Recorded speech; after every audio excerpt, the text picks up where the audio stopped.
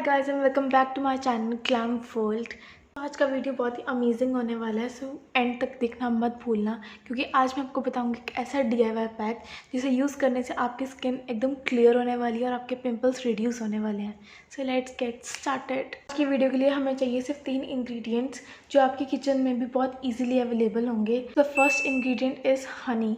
आपकी स्किन को मॉइस्चराइज करता है और पिंपल्स भगाने में भी बहुत मदद करता है। और सेकंड इंग्रेडिएंट इज टर्मरिक, जो नेचुरली आपकी स्किन को ब्राइट भी करता है और ये एक एंटीसेप्टिक भी है।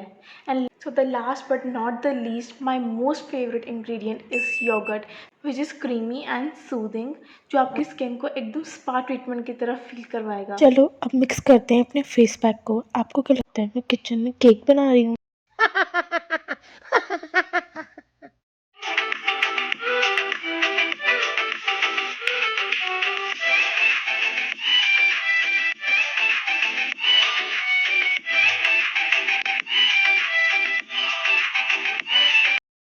One eternity later.